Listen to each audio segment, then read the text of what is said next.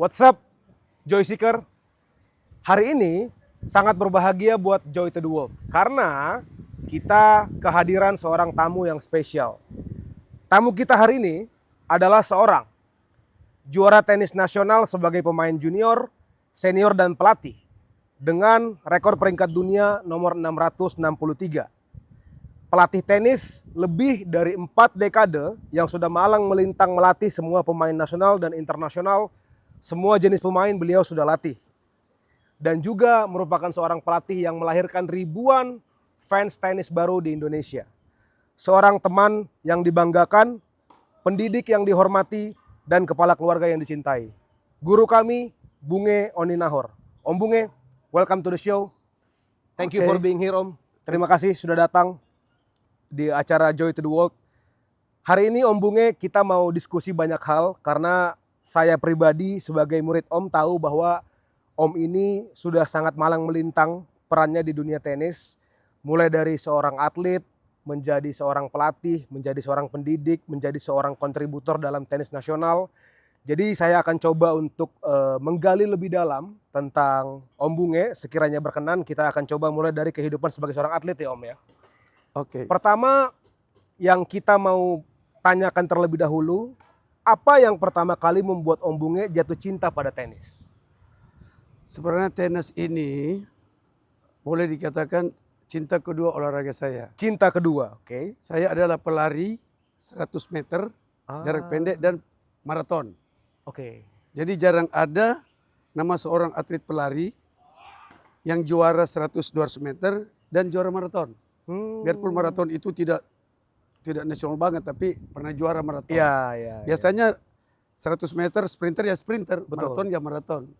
Nah, kebetulan saya turun di 2 cabang itu dari pertandingan Popsi, saya juara di Sulawesi Utara.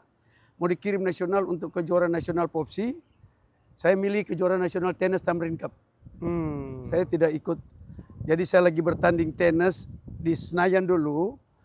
Gelora Bung Karno itu masih dipakai atletik. Nama saya dipanggil tuh, Bunge Naor 100 meter putra dari Sulawesi. Saya lagi tanding kejuaraan Tamrin Cup Junior. Kebetulan di Tamrin Cup Junior saya itu semifinal. Sedangkan lari 100 meter, 100 meter saya itu bawa penyisian. Itu Popsi nasional ya, tahun 78. Oke. 78. Sehingga kebetulan saya juara di Tamrin Cup tahun 78, ya saya terus. Karena saya di lari sprint juga 100 meter cukup bagus. Tapi saya lebih memilih prestasi pada saat itu adalah tenis, saya sudah juara nasional. Jadi Om pilih tenis karena prestasinya lebih moncer terlebih dahulu. Ya, moncer terlebih dahulu. Kalau iya, mungkin saya atletik duluan, saya mungkin tinggalkan tenis. Tapi karena bersamaan saya coba tenis, saya juara, udah masuk semifinal, saya tinggalkan atletik.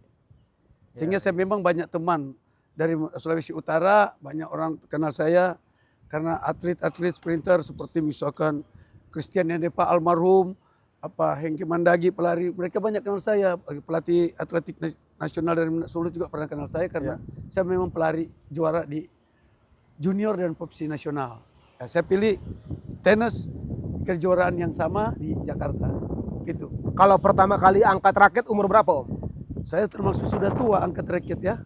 Saya umur 16 tahun. Oh 16 baru pertama? Baru pertama kali angkat raket udah ya satu SMA lupa saya. Jadi dulu fokusnya masih lari dulu ya? Masih lari dulu sama main bola, sama main catur. Bola, lari, main catur itu saya suka 3 cabang itu. Habis itu karena atletiknya dan bola kaki di lapangan tenis Sario Manado dekat dengan lapangan tenis. Waktu saya nggak latihan atletik, saya coba main tenis. Awalnya iseng-iseng aja berarti? Iseng-iseng main tenis. Karena saya juga dulu di situ pergi ke sekolah dari orang. Kadang-kadang kita di lapangan tenis, ya kita itu main tenis di situ sambil mungkul bola. Oke, gitu ya. Iya. Jadi inilah ternyata hebatnya sebuah persimpangan jalan dalam sejarah ya. Bayangkan teman-teman, ternyata seorang legenda tenis seperti Om Bunge itu nggak sengaja angkat raket tenis hanya karena iseng ya Om ya. Iseng. Jadi bisa dibayangkan begitu banyaknya pemain nasional itu tidak akan terbentuk kalau di kala itu Om Bunge tidak iseng. Jadi teman-teman kadang-kadang kalau mau iseng tidak perlu ragu karena bisa saja iseng itu seperti Om Bunge, tapi isengnya yang seperti ini, yang produktif gitu ya. Ya kan? Nah, jadi waktu itu Om tapi angkat raket pertama kelas 1 SMA. Tapi yang pertama membuat cinta dengan tenis apa Om? Kalau kecintaannya sendiri? Ya, jadi saya begini ya. waktu saya sudah mulai kayak main tenis bukan dari raket yang asli, kita main dari raket papan. Oh, Main dari raket papan, coba-coba, saya itu kalah, penasaran. Saya kalah, kalahnya jauh lagi, 6-0, 6-0. Jadi besoknya saya mau sekolah, saya sekolah di STM, di Kala, di Manado, jauh dari rumah. Saya mampir lapangan tenis karena penasaran, saya kok kalah kemarin, iya kan? Saya coba. Jadi orang tua tahu saya ke sekolah, padahal saya main tenis. Raket papan itu, raket papan. Terus setelah raket papan, kalah 6-0, 6-0. Penasaran, saya latihan terus. Jiwa kompetitif yang Iya. bikin ya. Kenapa saya kalah sama dia? Saya coba. Nah, itulah kadang-kadang bolos sekolah. Orang tua nggak tahu saya bolos sekolah untuk gitu. Satu SMA itu. Jadi kecintaannya awalnya itu dari rasa kompetitif ya Om ya. Iya. Penasaran mencoba tapi kalah terus. Akhirnya gimana caranya dilatih terus. Sampai akhirnya lama-lama jadi cinta ya Om. Cinta karena terbiasa. Iya. Nah, lalu waktu pertama kali dulu orang tua tahu kalau Om Bunge mulai rajin main tenis. Itu bagaimana proses minta restunya Om kepada orang tua? Orang tua saya nggak restu, saya disuruh sekolah. Jadi kalau bapak saya kerja di PLN, kebetulan di Sario itu kantor PLN sama lapangan tenis itu berhadapan. Jadi saya pura-pura pergi sekolah pagi, bapak saya ke kantor, saya main tenis. Nanti pulang sekolah, padahal saya nggak ke sekolah, saya main tenis. Tapi tetap sekolah terus. Akhirnya lah berkembang prestasi itu, mulai itu latihan pagi sekolah, saya sengaja tinggalkan sekolah, tapi bukan tinggalkan full ya. Bolos-bolos lah. Sekali-sekali ya. Bolos-bolos. Main tenis. Sehingga saya pernah dikejar oleh orang tua, karena ada di lapangan bola sambil main tenis, kita pungut, saya dikejar sama orang tua. Dicari, kenapa saya cuma main tenis. Itu ceritanya seperti itu, tapi sambil sekolah. Bukan berhenti sekolah, sambil sekolah. Tapi pertama kali orang tua kasih restu, apakah ketika Om sudah pertama kali juara atau gimana sampai akhirnya restu itu dapat Om? Jadi sebenarnya antara restu dan enggak restu. Tapi setelah saya waktu main tenis sudah mulai lumayan, saya ikut pertandingan, ya orang tua nggak marah. Habis itu saya merantau ke satu kabupaten, ya di satu kabupaten di Gorontalo lah tepatnya, di Gorontalo. Saat itu lebih latihan bagus hampir tiap hari, diajak wali kota waktu itu almarhum Milon Datu di Gorontalo. Tinggal situ saya main tenis, latihan. Habis itu saya pulang Manado, saya juara di Manado. Setelah saya juara di Manado, baru orang tua rasa bangga kali ya. Hingga saya tinggalkan sekolah, waktu itu saya berhenti sekolah 1-2 tahun, 1 tahun lebih, hampir 2 tahun saya ke Jakarta. Itulah pertama kali ke Jakarta ya? Ke Jakarta tahun 70-an, 75, 76 apa. Kalau saya bayangkan Om, di kala itu kan sepertinya tenis itu belum menjadi sebuah olahraga yang sangat ramai ya Om ya. Artinya belum banyak perhatian secara nasional. Waktu itu perjuangannya sendiri apakah sulit untuk mendapatkan sponsor, mendapatkan tempat latihan itu gimana dulu suasananya Om? Jadi tenis ini di Sulawesi Utara adalah olahraga favorit sudah untuk orang-orang elit. Karena sejak zaman Belanda tenis itu orang-orang elit. Jadi kalau siapa juara pada saat itu, saya nomor 3 dikirim ke nomor finalis, saya dikirim ke Malang. Tahun 75 apa 76 lupa saya, 76 kalau nggak salah. 75, 76. Saya dikirim ke Malang untuk kejuaraan nasional. Ya. Habis itu saya babak pertama sudah kalah langsung. Setahun kemudian saya latihan, tahun berikutnya saya juara nasional. Tahun 78 itu kalau tidak salah, ya. Jadi karena tenis itu memang olahraga elit di Manado, olahraga orang-orang berduit. Gitu. Sehingga saya tertarik di situ. Om, sekarang kita mau coba gali yang lebih fundamental ya Om ya. Kalau Om mencoba melihat kembali ke belakang karir Om sebagai pemain tenis, ada nggak sih Om hal-hal yang menurut Om sesali dulu Om pernah lakukan? Misalkan Om merasa kalau Om dulu tidak melakukan A, B, C, D, karirnya bisa lebih sukses, bisa lebih maksimal. Ada tidak Om hal seperti itu untuk pelajaran generasi-generasi muda ke depannya Om? Jadi begini, kita pemain Indonesia bisa jadi pemain dunia ya. Contohnya itu pemain-pemain senior saya, ya pemain senior Ateti Yono, Yustejo, Lani dan Lita Sugiarto, mereka itu sudah pernah ngejam Grand Slam. Grand Slam. Mereka pernah udah ngejam juara dunia lebih dari sekarang Grand Slam. Jadi bukan baru sekarang ya. Mereka sudah pernah. Nah, yang saya menyesal pada saat itu, saya sudah pemain tenis bagus, saya nggak tahu. Saya pikir kalau saya mungkin kayak orang misalkan Manila, dari Manila langsung transit ke Jakarta, ke Amerika, mungkin saya akan jadi pemain tenis bagus. Cuma kita ini ya datang ke Jakarta. Kalau kita dikirim ke Amerika atau untuk lebih bagus, kita harus tunggu sponsor. Banyak pemain juga dari Papua. Selalu contoh, Wailan Walalangi. Kalau dia dari Jayapura dia itu langsung ke Amerika, mungkin dia pemain bisa top dunia.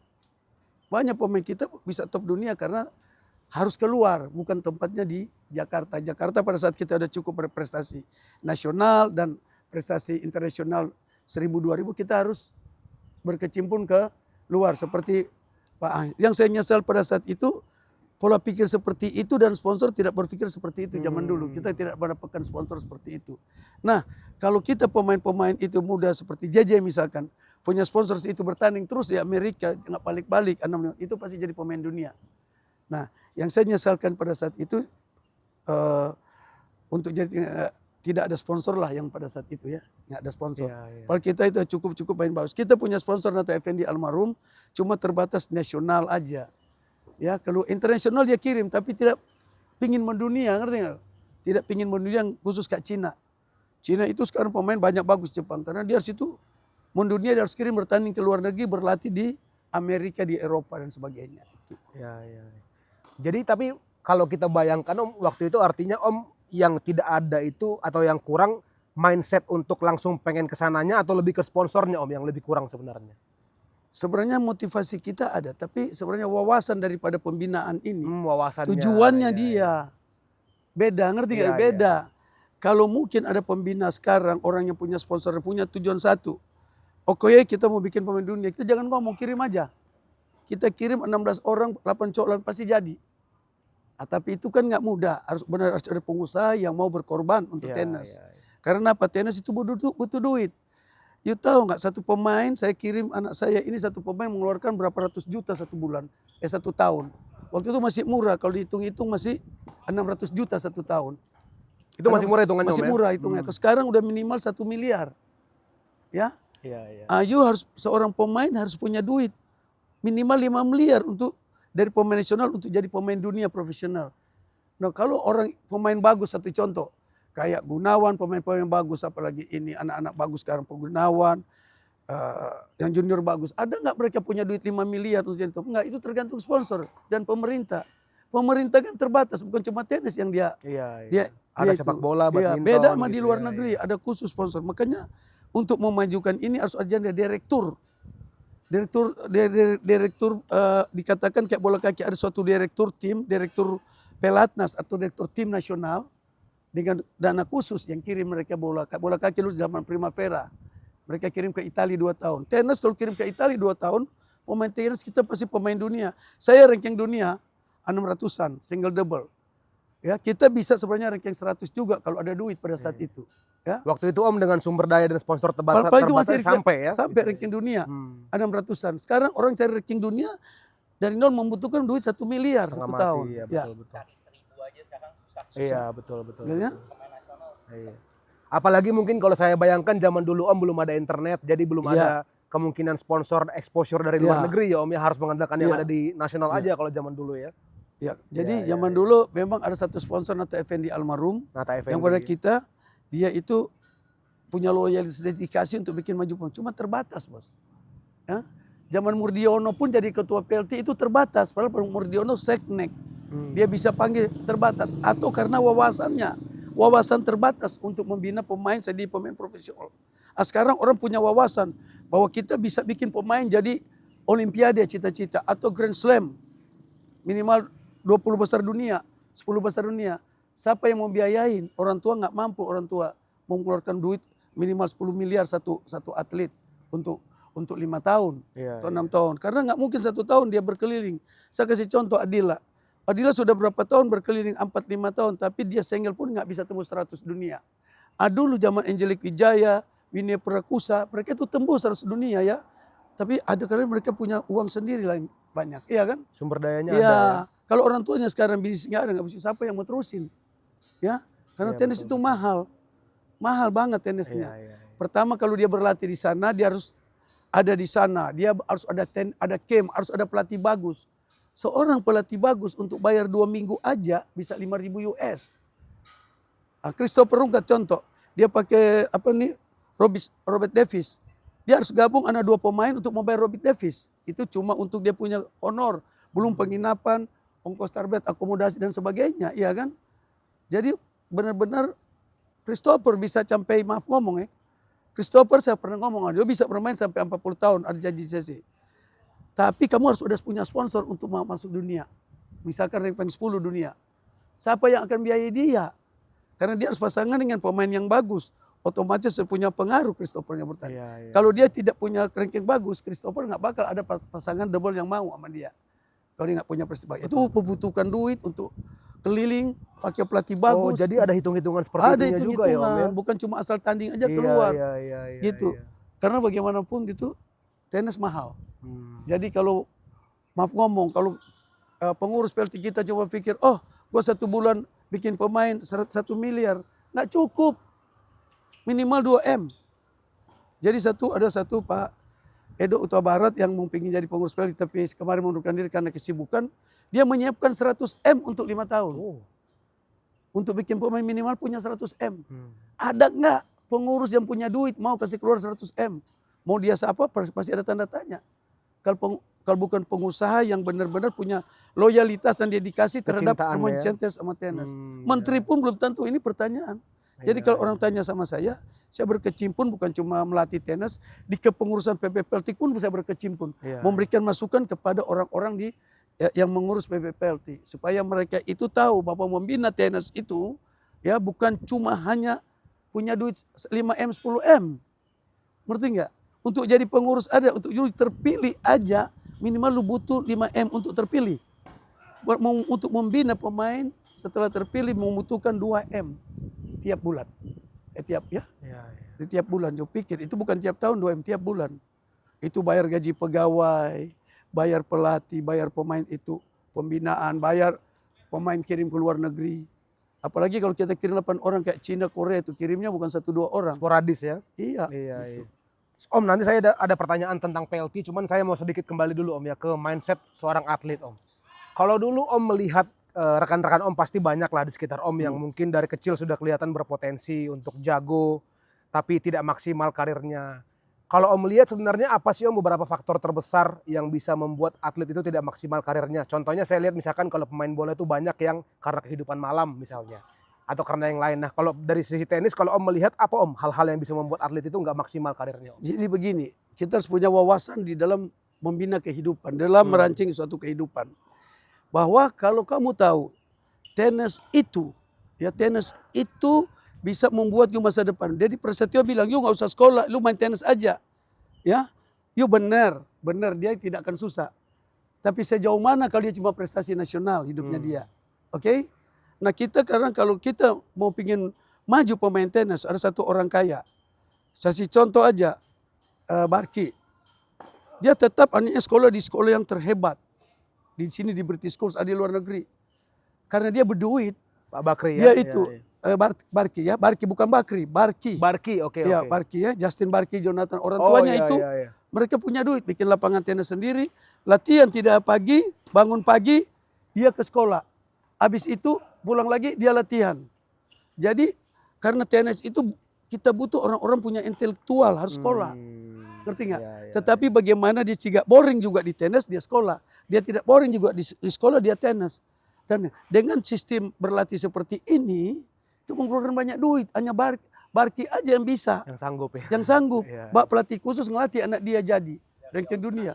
Oh dari Australia. Itu membutuhkan berapa ratus juta tiap bulan untuk panggil pelatih minimal 150 juta 1 bulan. Sparringnya minimal mungkin 10 juta. Sparring khusus. Karena di dalam pembinaan tenis saya hampir sama kayak pelatih bola Safri.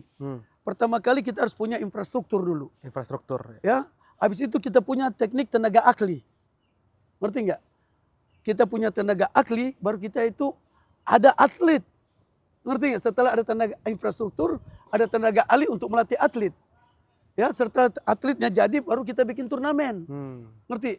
Jangan kita bikin turnamen ITF di sini Challenger. Atlet kita belum jadi 20 orang. Jadi orang luar berpesta di tempat dilompati kita. Prosedurnya Om ya, urutannya. Karena ya. itu tadi cuma 1-2 orang, cuma Barki, Christopher Rungkat yang lain di sponsor yang bisa. Iya.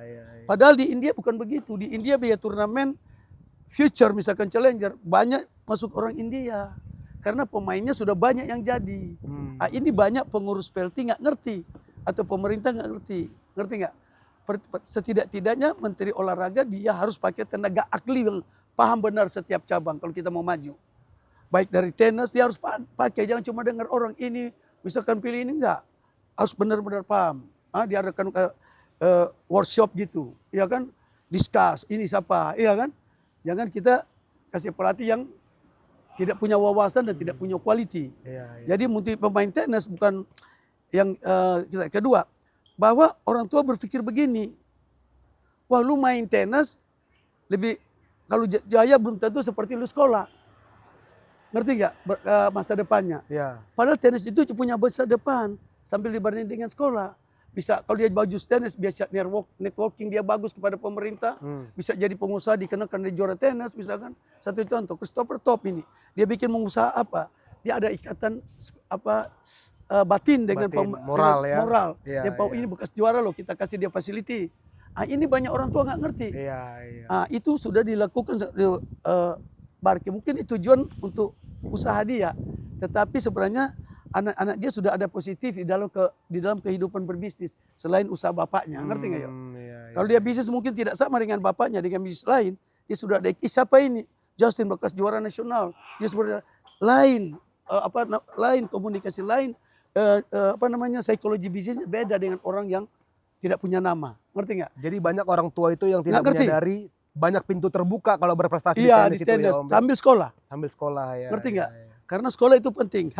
Waktu dulu pegang saya pelatih nasional junior di Ragunan, ketua pelatihnya almarhum Bin Suhadi, saya asisten pelatih yang melatih Yayu, Basuki, Tintus, Arianto, Wibowo, Suwaryadi, Sulistiono, Mintonimsi, termasuk Luciana Lolong di Ragunan.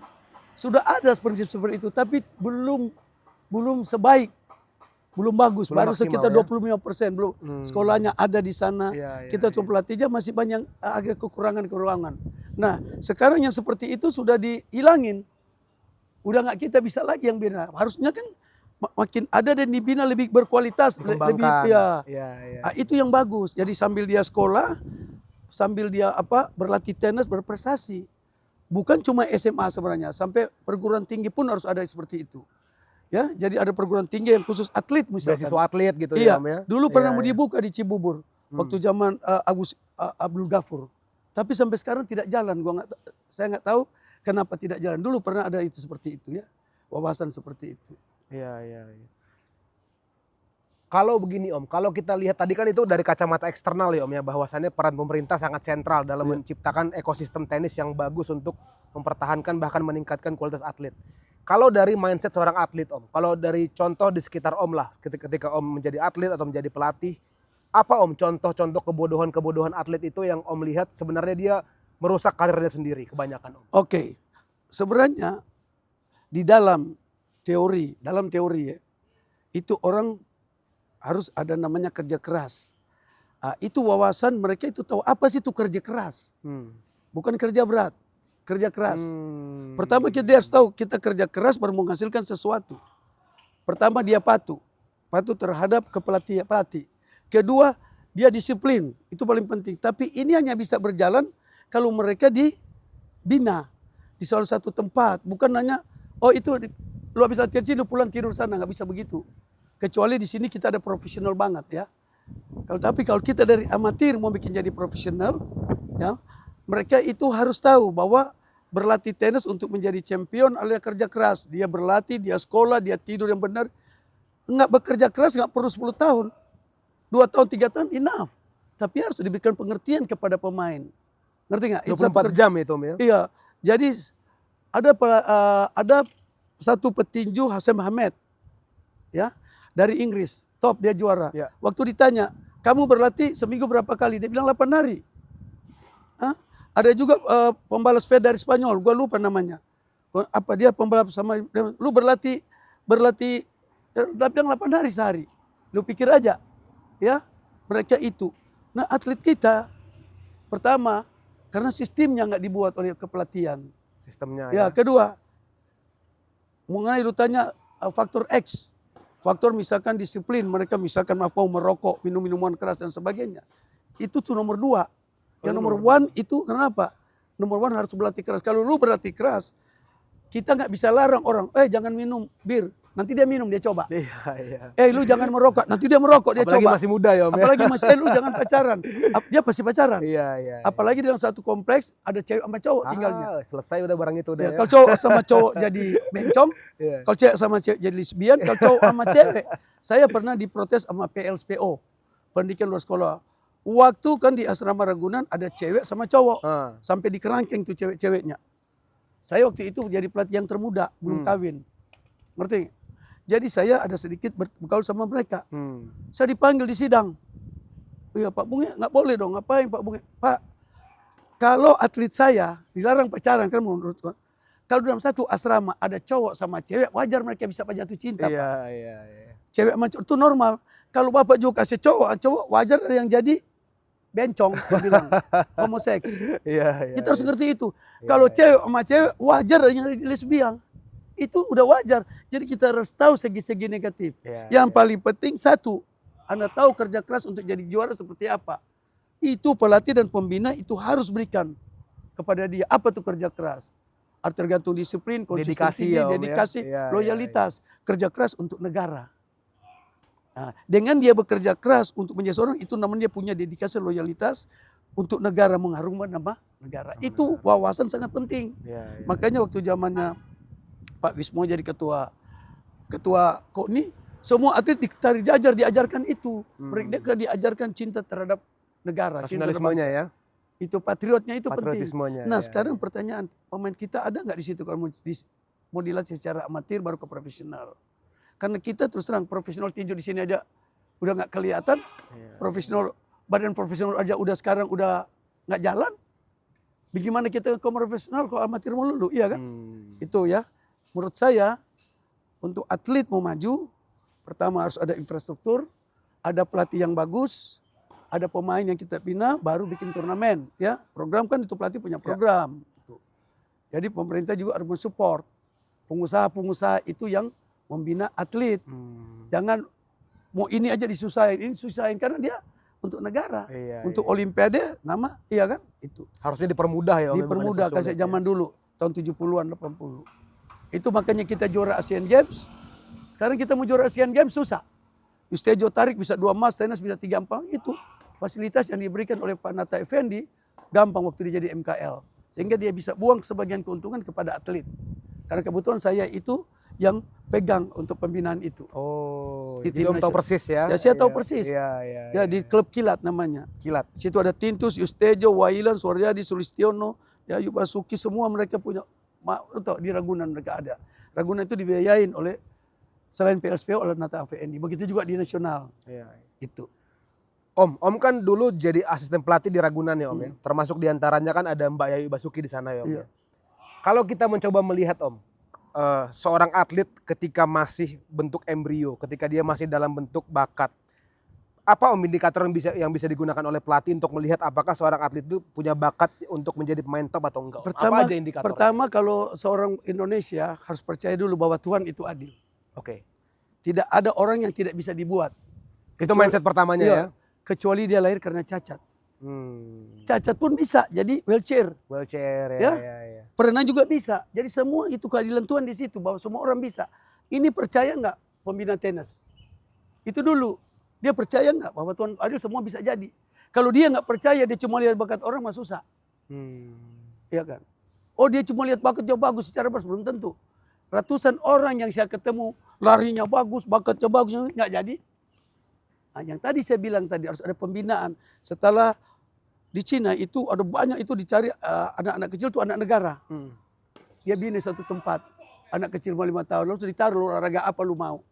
Sesuai bakatnya ya? Iya, baru susah bukan bakat, kesukaan dia. Ya. Jadi manusia itu semua diciptakan oleh Tuhan yang Maha Kuasa, punya bakat. Tinggal diarahkan untuk jadi berbakat. Harus tahu dulu bahasa Indonesia yang benar. Bakat dan berbakat. Bagaimana sebab antar keberbakat? Kumpul dia dulu. Supaya kita lihat dia suka di mana. Dia itu berbakat ke satu tempat. You punya anak misalkan, cowok, umur 5 tahun. Lu ajar renang tiap hari. Dia ada bakat bisa berenang. Ngerti nggak? Bagaimana dia berbakat? Lu kasih masuk umur 4 tahun Kak di Jerman sudah latihan untuk prestasi.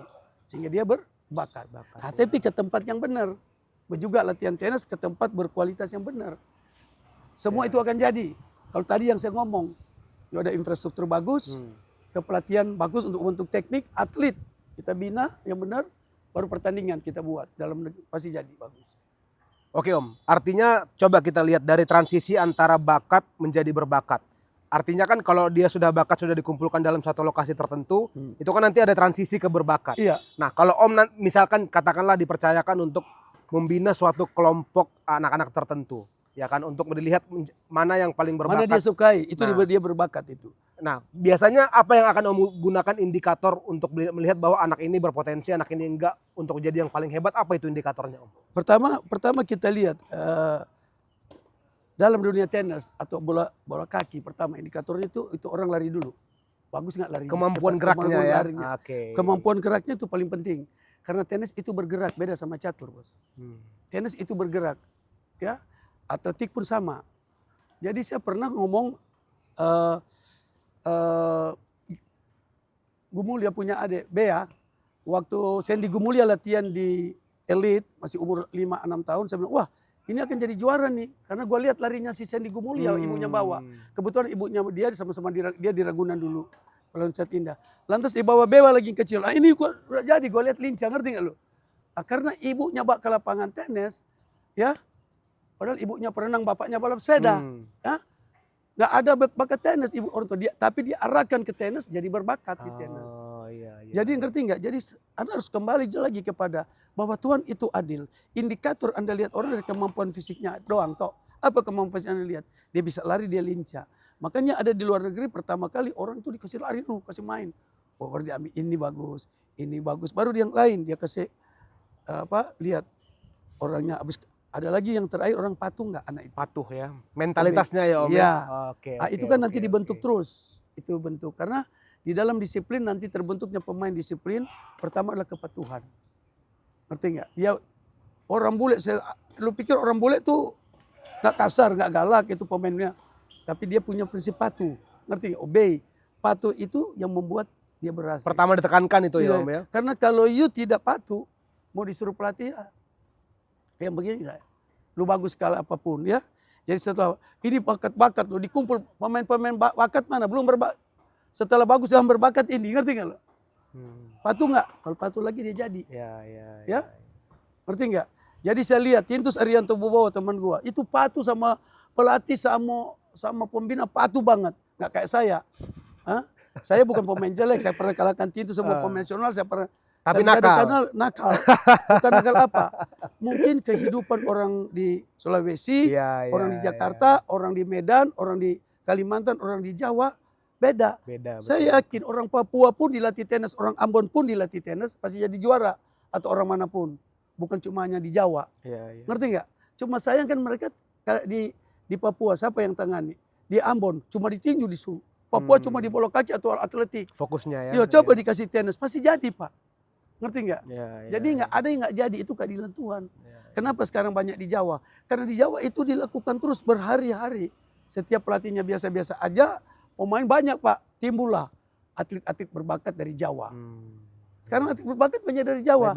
Biarpun dari saya ada 1-2 orang pemain 10 tahun yang juara-juara berbakat yang kita bina belum lama ya ada. Mungkin ke sana saya akan bina atlet-atlet yang berbakat untuk jadi juara. Kebetulan saya ada sedikit pesan dari sponsor. Mudah-mudahan, saya mau mulai bulan depan saya mau giat lagi. Cari pemain berbakat, mencari pemain bukan cuma cita-cita juara nasional, cita-cita saya Olimpiade dan Grand Slam. Bukan cuma SEA Games, kita udah juara SEA Games, kita udah juara Asian Games, ngapain lagi cita-cita? Lebih tinggi dong. Juara Olimpiade sama Grand Slam. Kita kan belum pernah juara Olimpiade. Kalau SEA Games sudah. Seperti Nadia Marcella itu berbakat tuh sepertinya. Iya, tetapi nggak berlanjut kalau orang tua nggak ngerti, tidak ada dibina, tidak akan berlanjut. Mereka juara di kelompok 10, di 12 juga juara sekarang. Mereka latihan belum 1 tahun sama saya. Belum setahun ya? Belum. Latihannya udah juara di kelompok 10 dan kelompok 12. Kemarin nomor 1 di kelompok 10. Single double nomor 1, ranking 1. Sekarang di 12, baru masuk tahun baru ini mereka sudah 10 besar. Sudah juara-juara juga di 12 tahun kejuaraan nasional. Jadi kesananya ada ribuan, ada ratusan ribuan kayak Marcella di Indonesia. Kenapa nggak jadi? Nah, itu tadi saya bilang. Orang yang membina dia mengerti nggak? Iya. Jadi nggak gampang bikin tenis ya. Orang tidak, pertama orang harus tahu kenapa dia main tenis. Itu dulu. Kenapa anak ini perlu main tenis? Banyak hal yang harus tahu. Pertama untuk kesehatan. Kalau dia tahu untuk awet muda, untuk panjang umur, iya kan? Untuk networking, untuk mengajarkan orang kalau dia udah pinter. Ya, untuk bangsa dan negara kalau dia menjalankan bendera putih. Dan menjalankan kehendak Tuhan ngajarin untuk bangsa dan negara, udah jalan menjalankan. Karena kamu pintar, kamu jalan. Kalau dia tahu maintain seperti itu, kita kasih wawasan itu. Kayak di Cina, mencintai negara harus lakukan. Semakin banyak motivasinya untuk Yes, hebat motivasi. ya Om ya. You main tenis kenapa? Kalau dia cuma main untuk olahraga salah. Makanya kalau di lapangan tenis, murid saya ada ribuan kan saya tahu. Kenapa lu main tenis? Kadang-kadang sama 1-2 orang yang hafal. Panjang umur, awet muda. Iya kan? Kalau udah pintar, ngajarin teman saya, anak saya, atau cucu saya, atau tetangga saya. Habis itu cuma itu. Dengan mereka jadi juara, saya sudah naikkan bendera merah putih. Habis itu sudah menjalankan kehendak Tuhan. Karena saya melakukan pengetahuan saya yang bagus, pintar saya kasih ke orang. Itu maksud Tuhan begitu. Kalau pintar ajarin ke orang.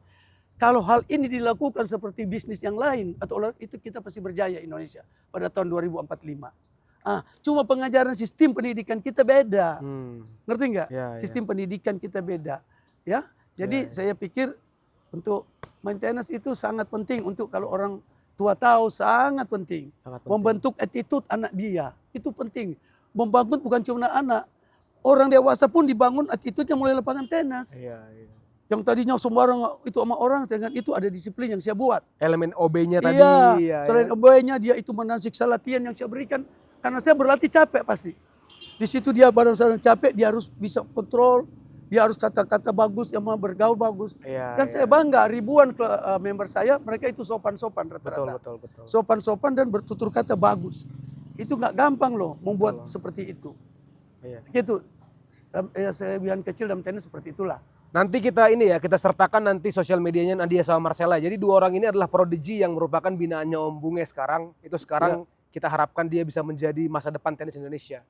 Rajin latihan dan kita juga pernah main bareng dan memang paten betul dua anak-anak muda juara, ini. Mereka udah terbukti juara di kejuaraan nasional. Juara nasional ya. Baik pusenga maupun double. Om, apa sih yang membuat Om tadi sebegitu yakin bahwa kalau kita itu memberangkatkan atlet ke luar negeri itu dia akan jauh lebih hebat? Apakah karena di luar negeri itu karena iklim kompetisinya, karena fasilitasnya, atau karena apa Om? Perbedaan terbesar di luar negeri di Amerika dengan di sini? Gampang aja. You diajar bisnismen dulu, seorang bisnismen. Pengetahuan bisnis ada semua. Bahasa diajarin semua, oke? Sudah punya, saya nggak bicara tenis dulu, itu kemampuan itu. Lantas bergaul sama orang-orang kaya di Amerika. Jadi orang nggak loh? Kemungkinan besar iya sih. Iya, bukan 85-90%. Begitu juga pemain tenis kita bina lu dia berkualitas. 12-14 tahun, bisa bahasa Inggris bagus, attitude bagus, semangat bagus, kirim. Itu bisa mulai kejuaraan nasional, kejuaraan ITF-nya ada, baru kirim. Ngerti gak ke sana? Karena di sana kompetitifnya. Lebih kompetitif. Iya, karena di sana kualitas orang yang gue bilang tadi. Lu mau jadi kaya, dekatlah sama orang kaya. Mau jadi terkenal, dekatlah sama orang terkenal. Jangan lu mau jadi kaya, dekatnya apa? Pengusaha di desa, ya nggak bisa. Harus pengusaha di kota dan kota besar. Ngerti nggak? Ngerti? Begitu. Tapi sebelum dia mau jadi orang kaya, kita bina. Bagaimana cari orang kaya? Tutur katanya, pengetahuannya, pendidikannya. Dan modalnya juga harus ada. Ngerti nggak? Orang India banyak sukses di Amerika. Karena itu tadi mereka. Banyak Indianya ke Amerika. Daripada orang Indonesia. Berapa banyak sih orang Indonesia yang kuliah di Amerika? Di Oxford berapa banyak? Coba cek orang India. Di setiap universitas orang China. Ribuan. Kita mungkin cuma lihat 4 orang di Oxford atau di Stanford. Mungkin cuma sampai 10. India, Cina, ribuan. Betul. Itu membuat mereka maju. Pahamnya pemerintah yang bina sekarang harus ngerti masalah ini. Jadi fokus pertamanya itu harus mempersiapkan manusianya dulu. Punya skill yang cukup untuk bertanding di panggung yang lebih besar, tapi kompetisinya lebih ketat di sana sehingga ketika dia dikirimkan sudah siap untuk menjadi manusia yang lebih utuh ya Om ya. Jangan binanya sampai 20 tahun berkirim. Membinanya 12 tahun. Umur Marcella dibina 12 tahun, 14 tahun ikut ATF. Keliling sana, udah mulai ada 14. Jangan 14 masih main di Indonesia lagi, bina ke sana. Nanti udah bagus datang ke sini, di sini base.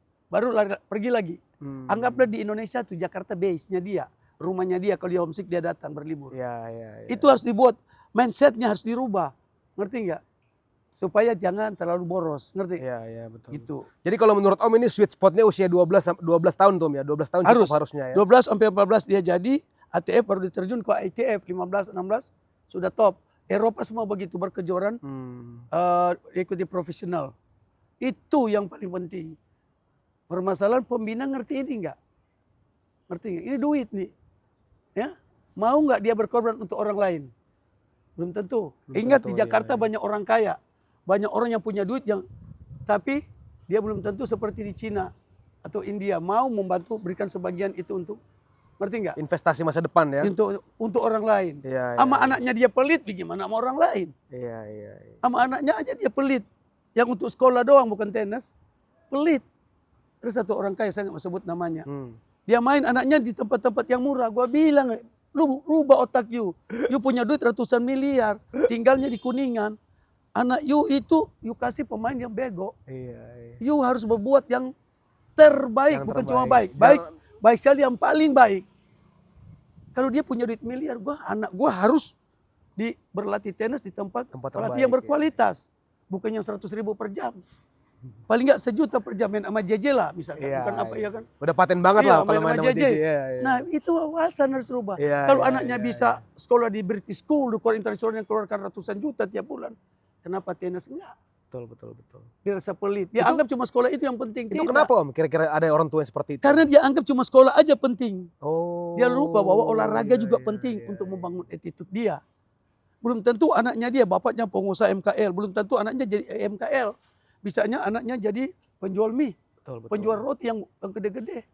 Nah itu bapaknya nggak ngerti di situ, ngerti nggak? Terlalu sempit pola pikirnya. Pola pikirnya dia pikir, oh anaknya harus ikut kak dia, belum tentu. Kayak JJ, saya suruh di tenis mungkin dia nggak suka, dia suka di tempat lain. Saya paksa doang, ngerti nggak? Sehingga dia mencintai tenis. Itulah saya, ngerti nggak? Anak saya mungkin karena saya itu siksa jelek kepada dia. Nah ini orang tua harus punya wawasan terhadap pembinaan anak itu. Apalagi dia punya duit berkelebihan, karena tenis tanpa ada duit. Ya maju, makanya waktu dia mau main tenis sama saya, tanya dulu, biar datang orang tua, mau kerja di mana? Lu mau latihan prestasi, lu tahu nggak berapa per bulan latihan prestasi sama Om Bunge? Mungkin sama yang lain, sama Didi Prasetyo juga sama yang mahal. Anak saya main sama Ega aja harus keluar duit 500.000 minimal, belum lapangannya, belum bolanya, minimal 750. Saya itu udah pelatih top. Tapi anak saya yang mau sparring itu harus panggil sama Ega, minimal keluarkan duit. Selain pelatih dan minum dan sebagainya, bola dan 1 juta. Butuh modal lah ya. Bisa habis. Butuh modal. Jangan salah. Bagaimana anak orang kaya dan sebagainya seperti itu yang punya kemampuan. Nah disinilah yang mereka tidak punya wawasan. Ini harus ngerti, kalau kita hanya masalah wawasan kok, tenis kita nggak maju.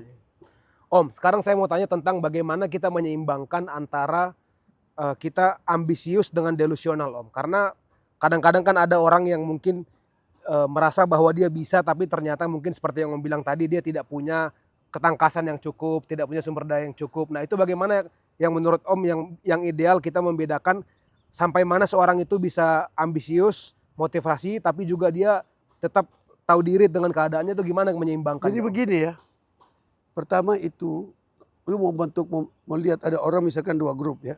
Makanya di dalam tenis, di dalam peringkat tenis itu ada namanya Grand Slam, ada yang 1.000, ya Grand Slam kan 2.500, ada yang 1.000, ada yang 500, ada yang 150. Ini pembinaan daripada pemain-pemain untuk mencapai Grand Slam. Nah sekarang lu tanya tadi mengenai orang-orang kira apa tuh tadi, bahwa dia itu kenapa kita pilih dia nggak bisa maju. Tadi pertama saya ulangi lagi bahwa Tuhan itu adil. Tuhan itu adil, bahwa semua itu bisa maju. Tapi kenapa dia pesimis nggak maju? Makanya ini kita harus rubah ini. Kalau kita udah tahu dia punya bakat, bagaimana kita bikin dia berbakat? Wawasannya dia harus ada, kita didik itu. Ngerti nggak? Sehingga dia tidak merasa minder, dia tidak mau, gue nggak mungkin jadi. Ngerti nggak lu? Bahwa kalau dia tahu sekolah, gue tanya sekolah, yuk SMA masuk di LSR atau Penghudi Luhur atau sekolah-sekolah, kamu yakin nggak? Orang tua yakin lu pasti maju di situ, iya kan? Apalagi kalau kau kuliah di Harvard, Stanford, orang tua yakin sehingga mal-mal keluar duit. Nah kalau suatu atlet kayak JJ 20 orang, ya kita bina dan dia di tempat yang benar, dia mungkin ada Confidence. Biarpun sebenarnya lu bilang tadi dia merasa banyak hal yang dia rasa. Ngerti nggak lu? Tapi dia terpilih di situ. Ini satu contoh deh. Pelatih kita kalau dilatih sama pemain nasional dia confidence-nya kurang, iya kan? Tapi dilatih pelatih luar negeri kayak Sintayong ajak ngelatih, pemain kita udah gila-gilaan. Iya. Ngerti nggak? Itu trust dulu, kepercayaan pemain. Ya, tapi kalau pelatih yang lu lihat pemain lihat, aduh yang pelatih Tukiyem yang latih. Bagaimana pemain itu punya sesuatu yang percaya diri. Iya. Karena yang paling penting percaya diri. Misalkan JJ bilang begini, saya di Amerika latihan di Nick Bolletry, latihan tarik dimanapun, di Amerika, di Patrick dan sebagainya. Ya, saya bisa yakin. Confidence kepada coachnya itu perlu juga ya Om ya. Itu makanya semuanya ada di sana. Ngerti nggak? Semuanya ada dia dibentuk di sana udah terbentuk. Di sini belum terbentuk bos.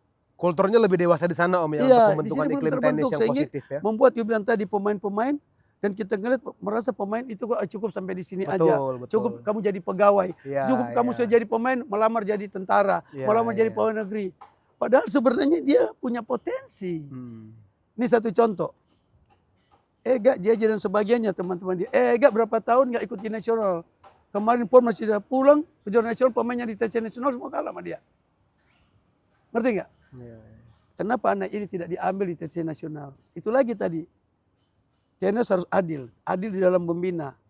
Tenis maju adalah tenis adil. Sehingga terbentuk. Nah di luar negeri kamu dapat itu. Memang ada sedikit yang nggak adil. Kalau lu kurang bagus ya. Ya nggak adil lah kalau lu kurang bagus. Betul. Itu adil loh justru loh Om. Itu adil Tapi lah justru. kalau lu bagus ya lu dapat keadilan. Yang terbaik diutamakan gitu. Iya. Iya. Makanya di sini harus memiliki satu trust, kepercayaan. Nah sponsor juga harus kita timbulkan kepercayaan kepada sponsor. Kita menciptakan pemain ini bisa jadi.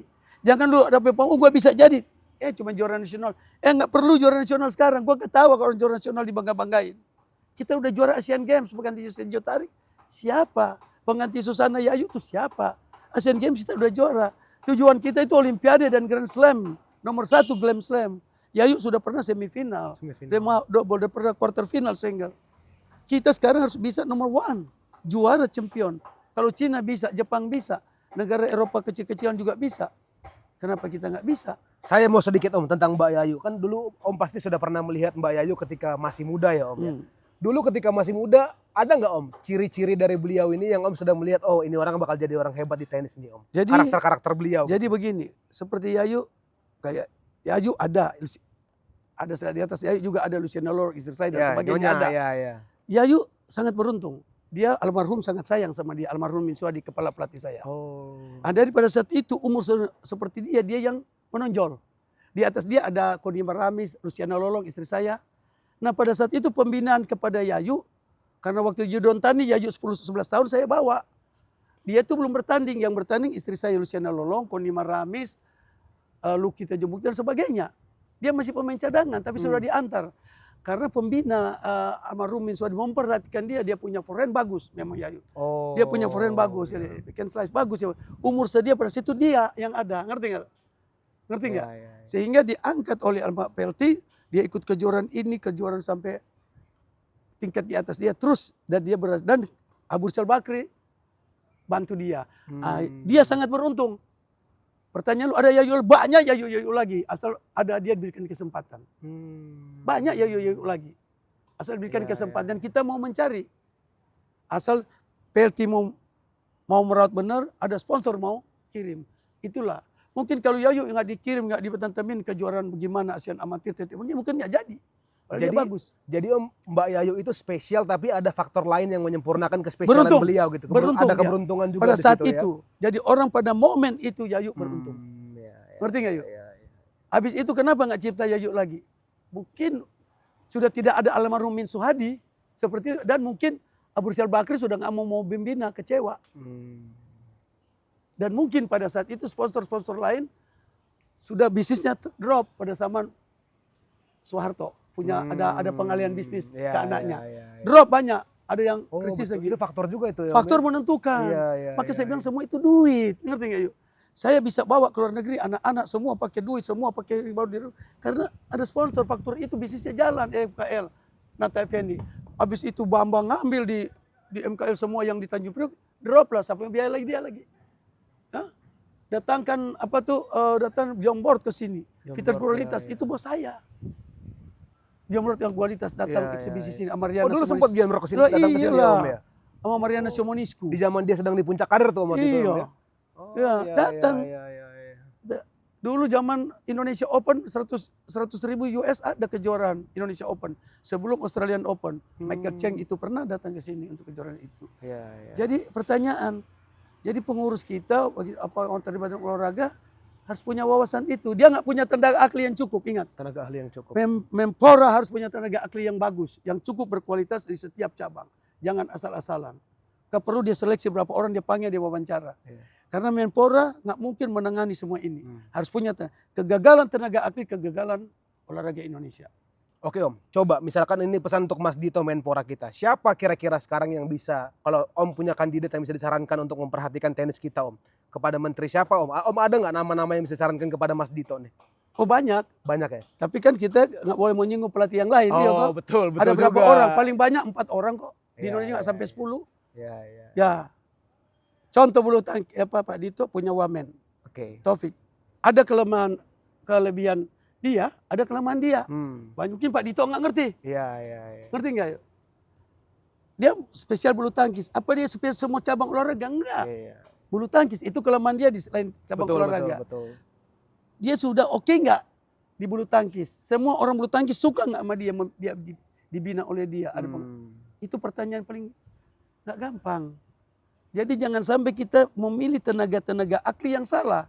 Dan itu kebanyakan penyakit di persatuan olahraga kita. Baik di bola kaki, baik di tenis, baik di bulu tangkis, dan sebagainya. Sehingga prestasi kita mandek. Karena Pak Dito nggak tahu. Harusnya panggil orang. Kalau Pak Dito pintar dipanggil, ini Pak Kartes gue mau tanya satu-satu. Dia langsung tanya siapa. Dia simpan. Ajur ini Pak disimpan. Terus adakan workshop. Kita kan nggak jarang ada workshop di sini. Baik tenis maupun bulu tangkis, tenis meja. Bagaimana kita menguasai cabang olahraga Asia? Kalau gua sebagai Pak Dito sebagai Menpora tidak mengerti kualitas pembantu-pembantu dia. Selesailah ini. Artinya harus ada orang-orang yang spesifik di bidang masing-masing ya Om ya? Kalau Taufik Hidayat untuk badminton. Sekarang gua tanya yuk. Saya suka nonton bola. Peristiwa Sintayong bola kaki. Ada sesuatu di tempat dia. Apa? Kita duga ada sesuatu di sana, betul. Apa sesuatu itu? Jangan begini bos. Saya kasih contoh satu. Ada pelatih orang bilang Bungek Naur tuh brengsek. Yes. Wapang mabuk, main penggalung, tetek bungek, dan sebagainya. Karena dia sakit hati sama saya, dia nggak bisa seperti saya. Tapi gue bikin pemain banyak. Fakta berbicara gitu ya. Jangan satu hal yang dia jelek, lu kaitkan dengan seluruh hal. Ngerti nggak? Ngerti nggak yuk? Fokus ke hal nggak penting sebenarnya Om ya. Mungkin Sintayong agak angkuh pada saat tertentu. Pada saat melawan Cina dia angkuh nggak mau dengar orang. Itu kesombongan derajat Tuhan dia bisa terjadi. Ngerti nggak? Bisa. Tapi kehebatan dia lu harus cari. Ada nggak seorang sehebat dia? Itu menurut saya ya. Nah, you jangan jelekin Clifford kata utang judi dan sebagainya. Siapa tahu dia punya brilian di dalam membina. Ngerti nggak? Nah ini kita harus benar-benar. Jadi ngerti nggak? Mungkin boleh Sintayong hebat. Tapi sekarang sudah nggak dengar, sombong dia nggak mau dengar. Karena tenis itu perlu kekompakan. Pelatih sama pemain harus kompak. Mungkin ada hal-hal yang gua kan ini pelatih top. Gua mau coba bikin begini karena gua pintar. Nah itu kejatuhan pelatih rata-rata. Jadi banyak orang itu karena kekurangan orang di satu hal dia seakan-akan mengaburkan kelebihan dia di tempat lain. Padahal dia punya kemahiran. Itu kan bisa dirubah oleh pengurus itu Gur. Jangan fokus ke hal yang nggak substansial Om ya, sesuai dengan bidangnya ya. Ini pas nih Om momennya untuk kita transisi ke masalah coaching. Kan kalau sekarang kan banyak Om coach muda ya, coach tenis muda yang baru mulai muncul, yang baru memulai karir. Om punya advice gak Om kepada coach muda sekarang yang baru mulai ini, apa yang mereka harus lakukan untuk menjadi coach yang baik dan ideal? Jadi begini, pertama itu tenis pengetahuan. Untuk menjadi pengetahuan tenis bukan belajar dulu 1 bulan, lu bisa bahasa Inggris. Saya belajar tenis dari saya jadi pemain top. Saya untuk TC di Ragunan jadi pemain, saya minta jadi pelatih. Bukan jadi, orang kaget. Sujono bilang, lu kan di TC untuk jadi pemain tenis nasional. Waktu muda tahun 78. Enggak, saya mau jadi pelatih. Karena waktu itu jadi pelatih banyak dapat duitnya, saya perlu belajar. Karena saya suka juga itu, membina orang. Karena pertama, untuk jadi seorang pelatih pertama dituntut satu loyalitas dan dedikasi. Loyal dan dedikasi. Kalau lu nggak punya ini jangan jadi pelatih. Jangan lu cuma mau cari duit, nipu-nipu orang. Begini bagus, padahal baru main tenis sebentar. Betul, Baru betul. Pelatih ada strukturnya, ya oke? Strukturnya. Pertama, struktur seorang kepelatihan. Technical advisor, Technical advisor. oke?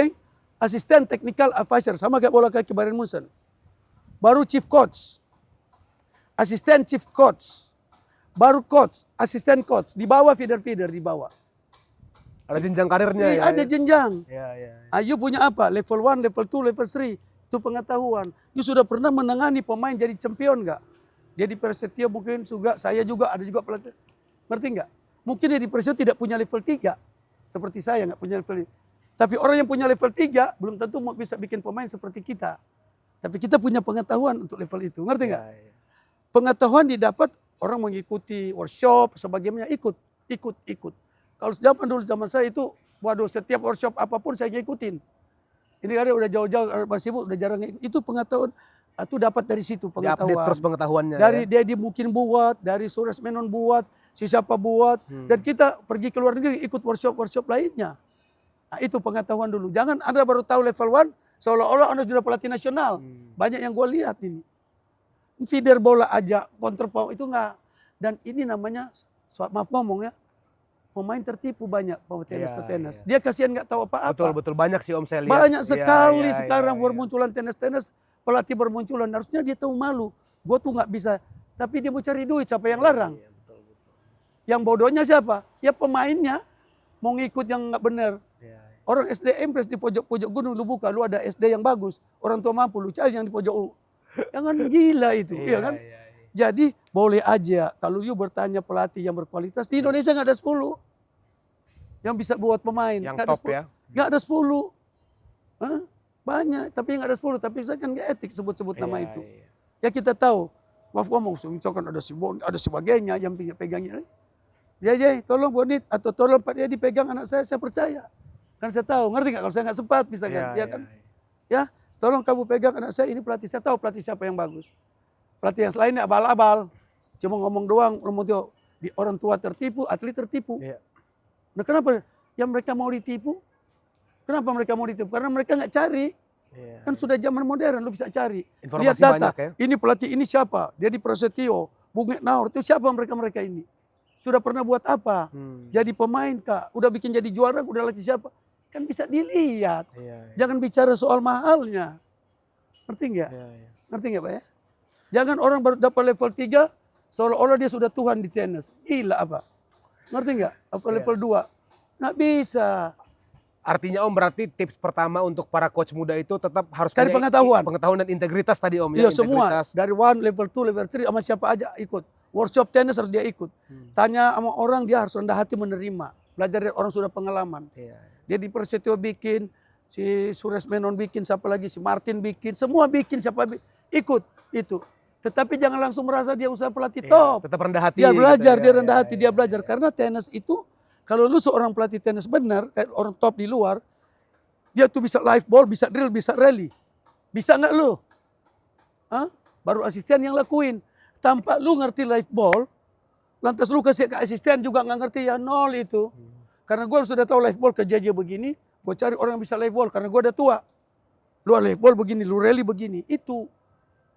Ini lu nggak tahu live ball, nggak tahu sistem rally, lu udah melatih tenis, mau jadi pemain. Ini orang gila, ngerti nggak lu? Dan harusnya pelatih kita tahu malu. Lu boleh cari duit, tapi jangan obral omongan. Iya. Kasihan gue lihat itu datang ke Betul. saya, Pak Bunge, saya sudah main 1 tahun di sini.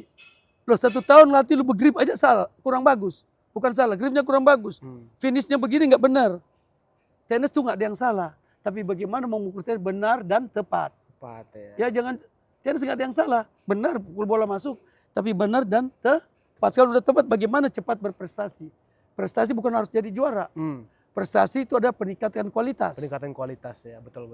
Ngerti nggak? Ada Jangan eskalasi salah. ya. Ya, itu. Jadi artinya tadi kalau saya coba simpulkan Om, pertama berarti terus tambah pengetahuan dengan rendah hati. Iya, Kedua punya integritas, iya, dan jangan hanya cari duit. iya, tapi punya loyalitas dedikasi Loyalitas tinggi. dedikasi tinggi kepada muridnya Om. Iya, untuk membuat dia jadi pemain. Kan pelatih itu harus satu, kerja keras. kerja keras, ngerti nggak? Kerja keras ya udah dia tahu tuh harus punya loyalitas dedikasi itu harus kerja keras, kontinuitas. Kalau nggak bisa. Dia buat pemain nggak bisa.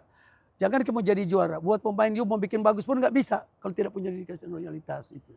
Om, saya mau transisi ke organisasi PLT, Om. Saya akan memperhatikan PLT kita ini sepertinya berantem terus. Kemarin saya ada baca berita, sempat ada permintaan Munaslup. Ya. Ya kan, yang baru dipimpin oleh Pak Nurdin Halid, yang setahu saya juga dulunya memimpin PSSI. Ya. Nah, sebenarnya kenapa sih Om? Ada apa sih dengan tenis negara kita ini sekarang, Om? Ya, saya kebetulan masih jadi pengurus. Saya juga salah satu orang yang mempromosi Nurdin Halid jadi ketua umum. Ya. Saya seluruh orang boleh katakan dulu ini Pak Bunge yang Termasuk jadi promotor waktu itu. Iya, Ini berarti saya jadi Om ada tanggung promotor. jawab juga nih Om Iya. sebenarnya.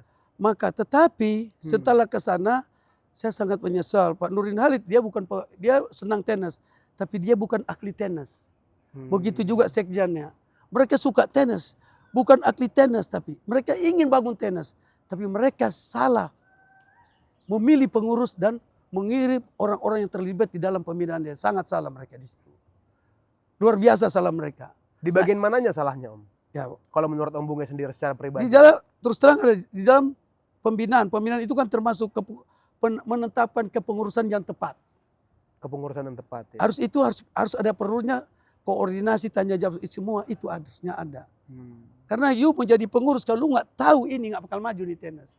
Yang ada berantem terus, ya kan? Betul. Nah di Pak Nurdin Halid oke, top, karena saya tahu saya ketemu dia sebelum jadi. Iya.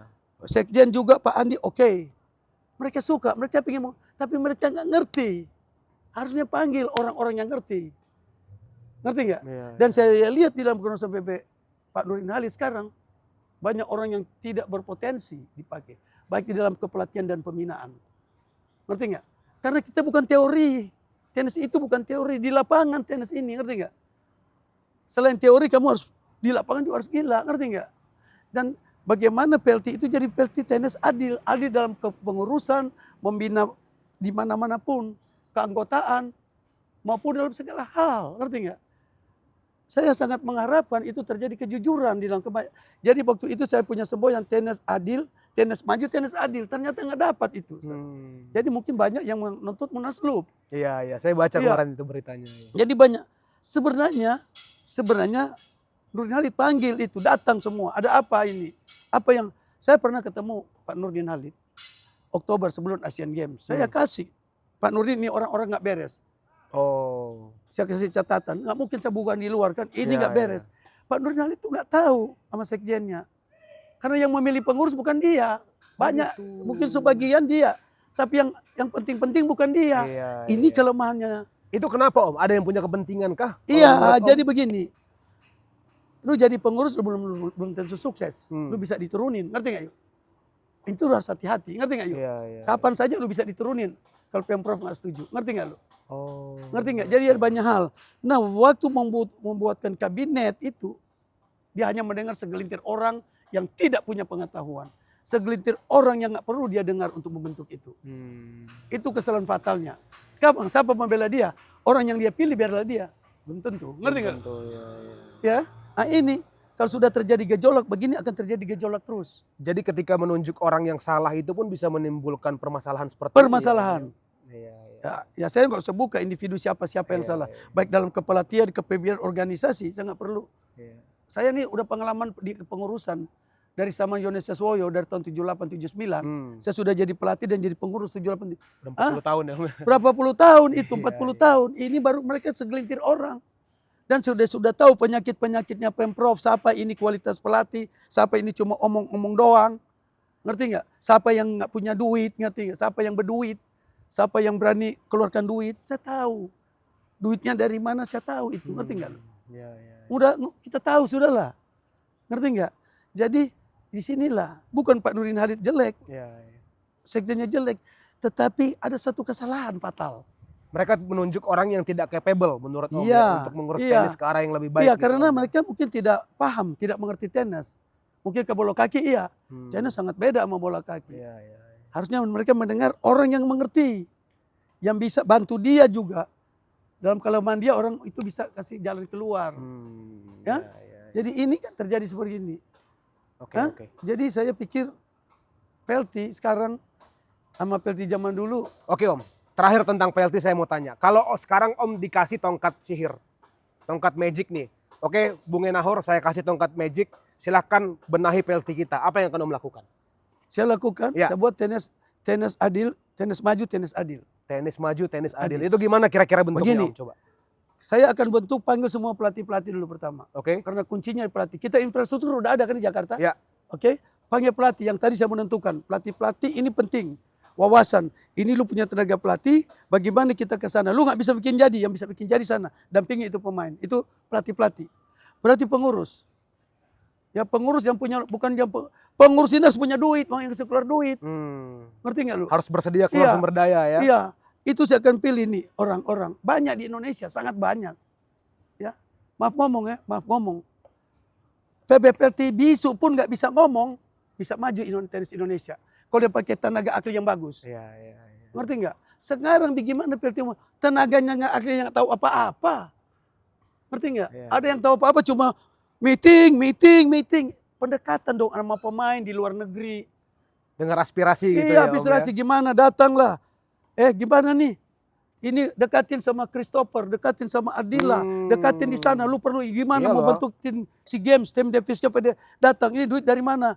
Ini yang duduk cuma meeting. Ini yang dia ajaran, maaf ngomong.